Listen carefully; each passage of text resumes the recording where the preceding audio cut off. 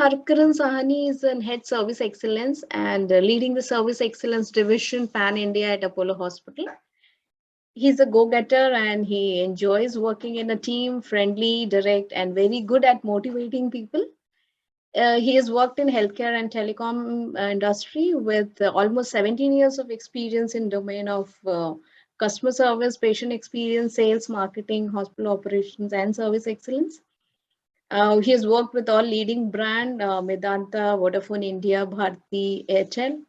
So over to you, Mr. Harkaran Singh, and about talk about patient satisfaction survey and experience. And I think the NPS question can be answered much more in detail in this Sure, session. sure. Yeah. So first of all, I would like to thank you, Rashmi, for the introduction, and thank you to the entire Kaho team and Mr. Gaurav Loria for giving me this opportunity.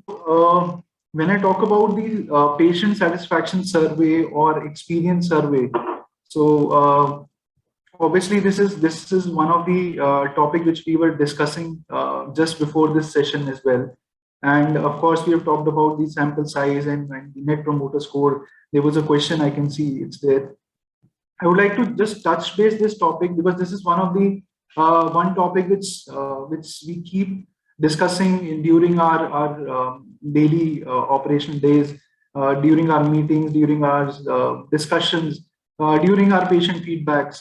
So I will definitely touch base upon this. But before to start my entire thing, I would want to just tell you all that I will be sharing a lot of data, a lot of insights, which has actually come out of these surveys, which has been conducted in past by various agencies. And I will share those data points here, which I'm sure you all will be, it will be very good for you to take this forward in your reference cases. So for example, just to start off with, first of all, when we talk about the NABH, our JCIs, our quality parameters, so these are basically we talk a lot about our clinical quality.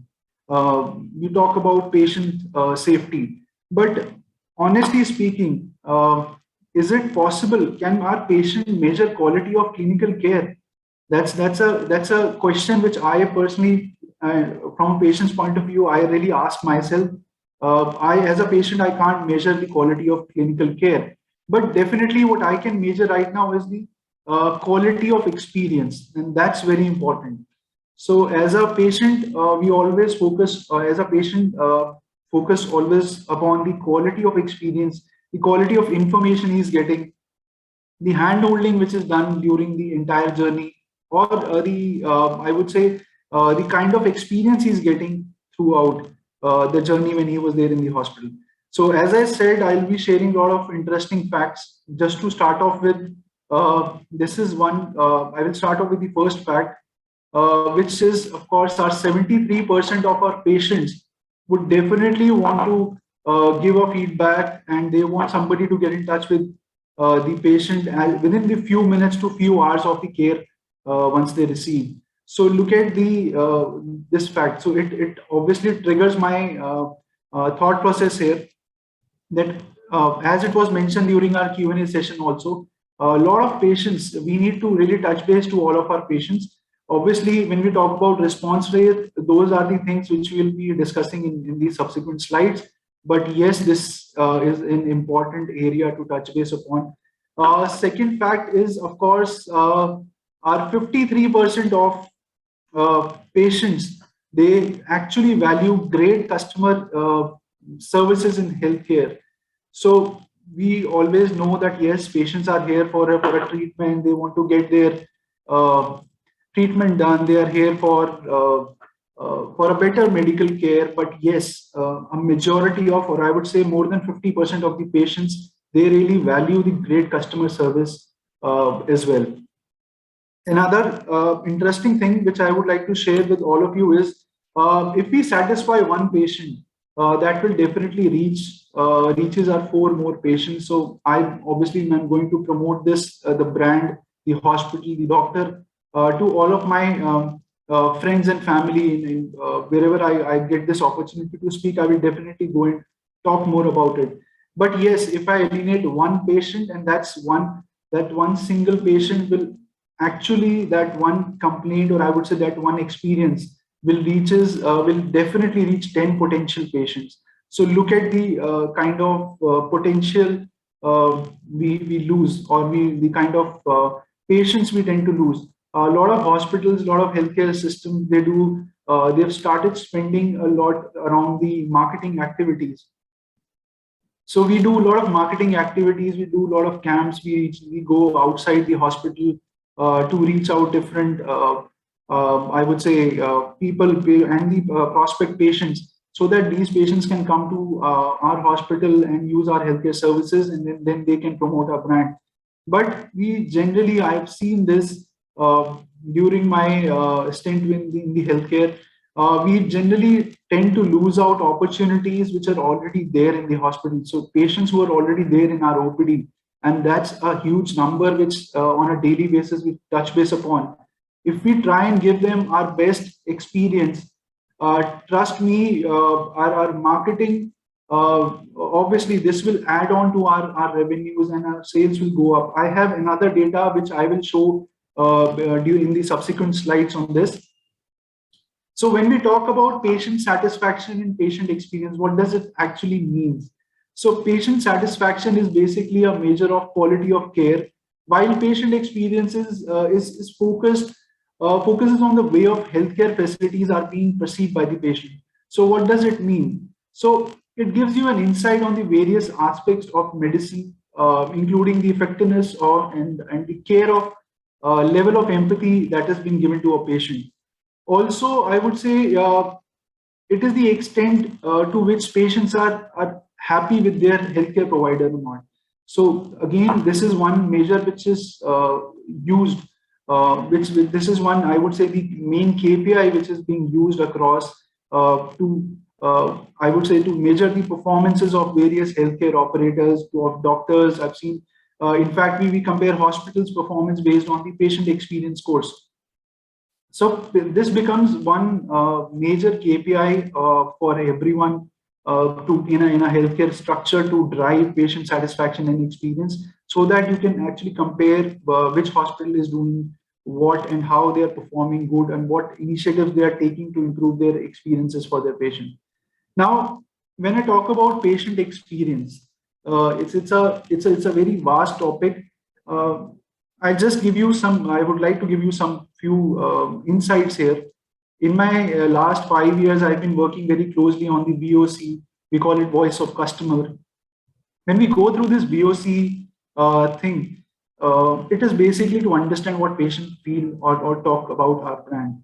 Now, when I read those comments, I'm not talking about the clinical part of it. I'm talking about the non-clinical experience right now. When I talk about the non-clinical experience of a patient, when I dissect those complaints, those feedbacks, those qualitative comments, and even the quantitative the feedback which we receive, when I dissect into further, and when I reaches the root cause analysis of that particular complaint, we found out that there are three important components which is actually impacting your 78% of your feedbacks, or the more 78% of your complaints which are actually coming, they are because of these three components. So if we work on these three components, trust me, our patient experience scores will go up, and it will go up and it will be like I would say it will be skyrocketing. But these three things, though I am talking about these three things, I will just take you with some data around it, so that you can easily relate how these three components impact your patient experience. The first one is, of course, the waiting time. Very important in a healthcare setup, whether it is an appointment with a doctor, whether it is to get a billing done, whether it is to meet the doctor, even at call center when we need to take an appointment, waiting time is a problem. Once we've seen the doctor, he asks for some investigation, then again another waiting time starts. So when we get the investigation done, we need to get admitted, there is a waiting time for bed. When we get that bed as well, we are admitted, we wait for all our procedures, or maybe we need to wait for the OT as well at times. And after that, we have seen that there is a lot of waiting at the time of discharge. So for me, if I have seen in healthcare, we have waiting time across all touch points. So we need to work around it. I will share some important data here. So 84% of people believe that wait time is either somewhat important or very important in the overall patient experience. So look at the percentage here. 84% of your patients feel that it is very important time. It is a very important component. Now, coming on to the second part, which is we have seen 30% of your patients have actually walked out of an appointment due to long wait. And in fact, 1 out of 5 patients has changed their doctors due to the long waiting hours. Now, these are real data which we have gathered through different surveys, through different, I would say, interviews, and that's how we've come across it on these data points. But these are real good eye openers for all of us. Coming on to the second part of it, I'm sure most of you, all my seniors are here. I'm sure they will also agree to it. Cost plays another important role in patient experience. When I talk about cost, I'm sure when you go back and talk to your family or your friends who are not from the healthcare background, in fact, a lot of people nowadays carry this thought process that yes, healthcare cost is something which is not transparent, or at times we have seen high charging or bill shocks at the time of discharge. Now, what does it mean? This is actually this one factor which leads to dissatisfaction, and also it raises a question on the integrity also at times. But yes, I will show some data again here. 77% of our patients says that healthcare costs are unpredictable. Now, this is again one survey which was conducted. We got this data, 77%, which is a huge number. 41% of the millennials requesting estimates before getting admitted or before the treatment. Now, look at this. So this completely shows that we need to really build that trust, and how we can build that trust in the healthcare system. The third component, I would say this is one thing which will definitely build confidence, and not only build confidence, but this is the one factor which can also impact your previous 2 factors, which is wait time and cost. And the third one is your communication. So what does communication mean here? We have seen a lot of patients giving this feedback. There is no information given on the that there will be waiting for doctors. There was no information on the cost of the treatment which was given, or something else was told, and at the time of billing, final bill, there is a huge variation in that. Now, when I talk about communication, another survey which was conducted gave us some insights here. 58% of our patients says responsiveness on the follow-up questions post the appointment or outside the appointments is critically very important. So it is not only at times we have seen when a patient walks up to the doctor, he might miss out the important questions he wanted to ask. I remember we did this activity in one of the healthcare provider during my stint. We started this best practice at one hospital, where we started giving a scribble pad as well as a pencil to the patient, so that he can write the questions while he's waiting to meet the doctors. They can write the questions on it, and once they reach the doctor's chamber, so that they can ask those questions. We wanted to improve the communication part of it.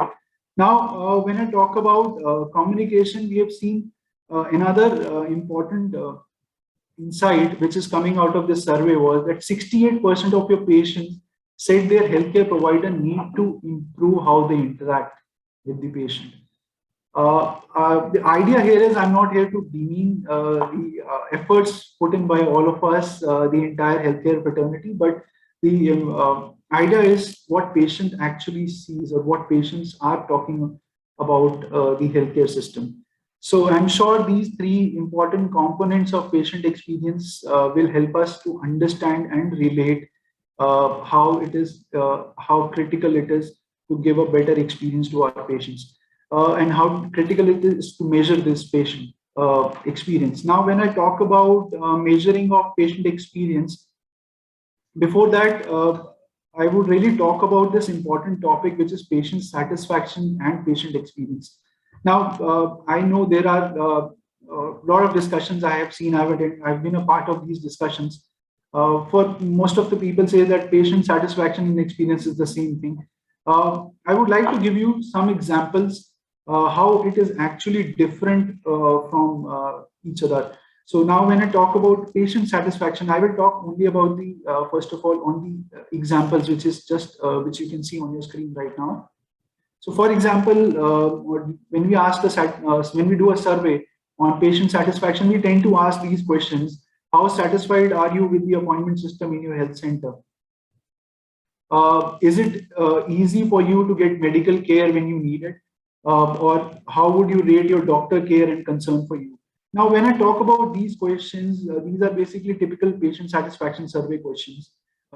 These generally tend to ask patient very subjective questions, and it is moreover about the satisfaction of their care. Okay, but when we move on to the experience part of it, this will look at the question. In the last 6 months, how often did you see your doctor within 15 minutes of your appointment time? I'm sure you can relate the difference here. In the last 12 months, did anyone in your doctor's team talk with you about your specific goals on your health? In the last 12 months, how many times did you have to wait for an appointment? Now, when I talk about these questions, these are typically patient experience related questions. Now, these questions are more actual, and these are more objective experience questions, which aim at getting some insight and judgment about what patient is expecting or what they expect from the healthcare services. Now, when we do a patient satisfaction survey, we generally tend to give a questionnaire with multiple choice answers such as strongly agree, agree, neutral, disagree, or very good, fair, poor. These kind of options we give, but these are very subjective in nature. But in patient experience scenario, we generally we try to deep dive into each and every question. Let's say if it is waiting time, so how many time you have to wait? What was your waiting time in last 2 days or 3 days? So we ask very specific questions so that it gives us clear directions on what to do and how to work upon this. I would like to show you a difference between a patient satisfaction rating as well as in the patient experience rating.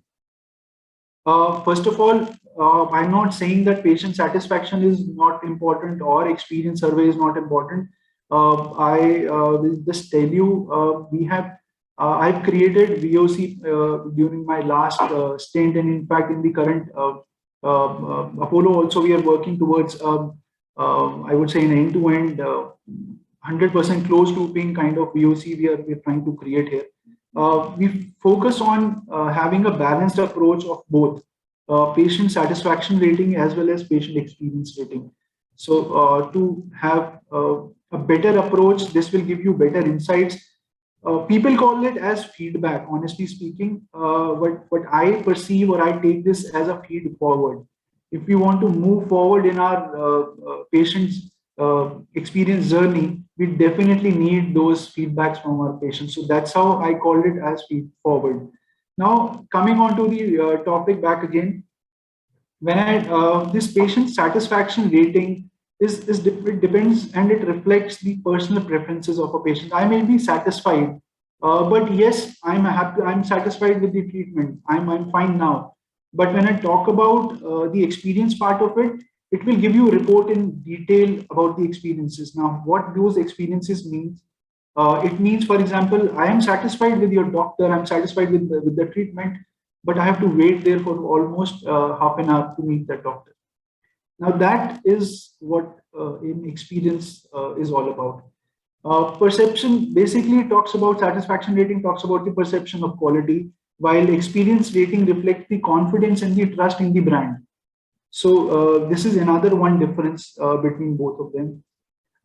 When I would say satisfaction rating These are basically global satisfaction rating can be misleading. Obviously, patient is very happy with the doctor. Doctor is also very happy that my patient, I am treating 100% of my doctor. I have 100% of results, but there was a waiting time. Patient had to wait for 2 hours to meet that doctor. Now their experience part plays an important role. Being treated with dignity and respect is one thing which we have seen coming out of these patient experience surveys. Satisfaction surveys are generally, it's a general evaluation. Patient experiences talks about only quantifiable and actionable concern. Satisfaction talks about the patient evaluation of what occurred, and experience showcase the difference between what actually occurred. So this is the difference I would like to show. For example, we ask a question, how would you evaluate that experience? In the experience survey, we ask, what was your experience? So you can relate the difference. Again, I'm saying there is no, I'm not comparing it with anything. Both are good. We need to have a balanced approach for patient satisfaction as well as experience questions. Now, what are the ways to measure this patient satisfaction survey? Feedback complaint, we have generally have seen feedback forms and feedbacks are given, boxes are put in across hospitals or healthcare areas where we ask for this data. But as mentioned just a few minutes back, that online has really helped us to get the genuine feedbacks. And honestly speaking, there's again a data which showcase here that 81% of our patients read online provider reviews before choosing the healthcare provider. 70% of your people actually said that they care about quality and the quality of care. 60% talks about that we should they should look at the positive online reviews, and 60% of also then said that we'll not book an appointment if in case there is a poor quality score mentioned. So that's how your Google reviews, your Google ratings, your social media ratings means a lot. Another way of measuring patient satisfaction is your patient satisfaction surveys. We'll talk about on that. So what are the key factors to create a patient satisfaction survey? Please keep it very simple. I have tried to keep these 7 things in my mind before creating a patient satisfaction survey. Ask about top 3 issues. Ask only essential questions. Word your questions so that you should not, I would say, do not ask lengthy questions. Word your questions carefully. Do not hurt sentiments here. Use consistent scale throughout your questionnaire. Ask for an open-ended question where you can give an option. Patient can write the feedback or any qualitative comment they want. Try to collect a lot of data from the patients, which is so that this will help you in comparison and doing better analysis. And try to strive for anonymity, which means that yes, if a patient is not open to give relieve their identity, it's okay. We can still take that feedback and we should consider that feedback. Now we have talked about sample size. I'll not spend much time here. This has been already covered during our Q&A session. I would like to move forward. This is called the Net Promoter Score. This plays an important role in understanding the feedbacks or the ratings. Now, what is a Net Promoter Score? So it's a question which we ask, and this is standard across all the industries, where we ask a patient about to rate their product, the services on a scale of 0 to 10, where 9 and 10 are the promoters, 7 and 8 are the passives, and in case somebody is rating you from 0 to 6, that becomes detractor. So detractor means he's not going to promote your brand, rather he will spread the negative feedback about the brand. But when we talk about promoters, on the other hand, 9 and 10 score, that means these people are definitely going to promote my brand. My Net Promoter Score can go from a -100 to a +100. What is a good Net Promoter Score? We want to understand that. Now, good Net Promoter Score is, first of all, your percentage of promoters minus your percentage of detractors give you NPS. Now, NPS is a number, it's not in percentage. So we have seen a lot of people referring it as percentage. Anything below 30 is a bad NPS. We need to really work upon our patient feedback system, understand what things or what outcomes we are getting, and start implementing it, work on processes. Anything between 30 to 50, it's a good NPS. And yes, that means the system is healthy and they're doing good. Anything above 70 is excellent NPS. That definitely they need kudos and of course a pat on the back to keep driving it and sustain the performance. Now, when I talk about NPS, your detractors leads to increase in churn. It impacts your brand image and obviously it lowers down your sales. How to move your detractors to promoters or your passive to promoters? First of all, acknowledge the feedback of all your customers. That's very important. Get to the bottom of the issue. Understand what is the problem, why he has given such complaint or such kind of feedback to us. Try to build a relationship. Even if you've got a detract as a complaint, try to do a service recovery immediately, so that this will help you in improving a relationship with the patient. Now, also very important, check up on all customers. It should not be that we do a sampling and we should leave all our customers. No, we should check with all our customers. Very important. Now, this is the last slide. I would like to give you some food for thought here. Now, what does food for thought means? Why do we need to do surveys? There are some insights. I will just share it with you. I'm sure this will trigger your thought process. 86% of your customers are willing to pay for more for a better customer experience. Just look at this. 86% of patients, they say that we can pay better, we can pay more for a better patient experience. 51% of your customers will never do a business in case they get one poor customer experience. Maybe they have been getting a best customer experience in past, but one poor experience leads to 51% churn.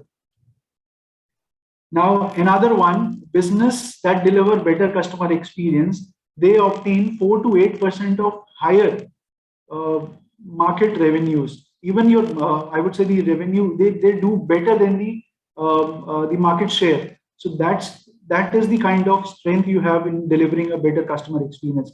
Now, this is the last one which I will share, but trust me, this will definitely trigger or push you to have more surveys in-house and then create some VOC mechanism. 91% of our customers who are unhappy with the brand, they will just leave the brand without even complaining. So now you can understand how important it is to conduct these surveys and have feedbacks from the patients. So with this, I would really like to end my presentation here. And thank you so much. Again, I would like to thank the entire team of KAHU, as well as Mr. Gaurav Doria for giving me this opportunity to be a part of this elite group and share my insights here. Thank you, everyone. Yeah, thank you, Mr. Harkaran. This was a wonderful presentation. Yeah, it was wonderful presentation, and your inside data and the food for thought slide was really good. It has given us actually a food for thought to think how we should look at our patient experience survey. Thank you once again.